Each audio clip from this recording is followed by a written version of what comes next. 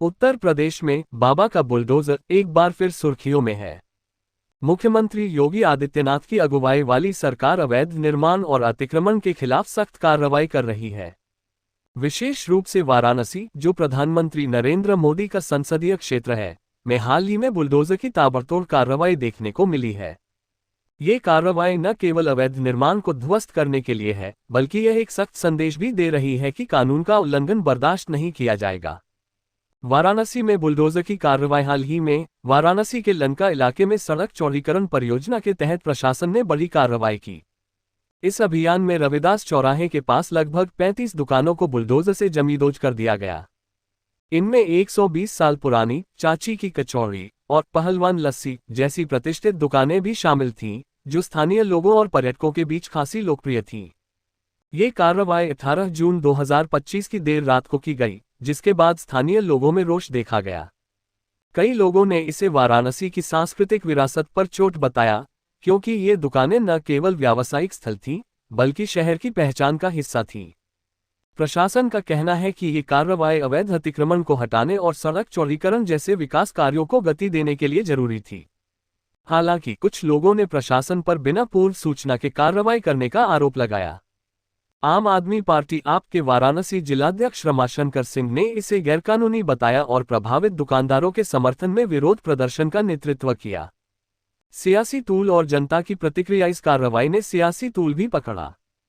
Samajwadi party Sapa के सांसद ने प्रशासन की इस कार्रवाई पर सवाल उठाए और इसे संस्कृति को नष्ट करने वाला कदम करार दिया। स्थानीय निवासियों का कहना है कि ये दुकानें न केवल उनकी आजीविका का साधन थीं, बल्कि वाराणसी की सांस्कृतिक और सामाजिक पहचान का हिस्सा थीं। एक स्थानीय निवासी ने कहा, ये दुकानें हमारी यादों का हिस्सा थीं। बुलडोजर ने सिर्फ इमारतें नहीं, हमारी भावनाओं को भी तोड़ा है। यूपी में बुलडोजर की व्यापक कार्रवाई। वाराणसी के अलावा उत्तर प्रदेश के अन्य हिस्सों में भी बुलडोजर की कार्रवाई जोरों पर है। हाल ही में श्रावस्ती में नेपाल सीमा से सटे जमुना क्षेत्र में 2 अवैध मदरसों को ध्वस्त किया गया, जो सरकारी जमीन पर बने थे। पिछले 2 दिनों में कुल 5 मदरसों पर कार्रवाई की गई और अब तक 25 अवैध मदरसों को जमींदोज किया जा चुका है। इसके अलावा संभल, लखनऊ और चंदौली जैसे जिलों में भी अवैध निर्माण और झुग्गियों पर बुलडोजर चला है। बुलडोजर कानून या सियासत का हथियार। बाबा का बुलडोजर योगी सरकार की सख्त नीतियों का प्रतीक बन चुका है। 2022 के विधानसभा चुनावों में भी यह चर्चा का केंद्र रहा था, जब योगी आदित्यनाथ ने इसे अपराध और अवैध निर्माण के खिलाफ हथियार के रूप में पेश किया था।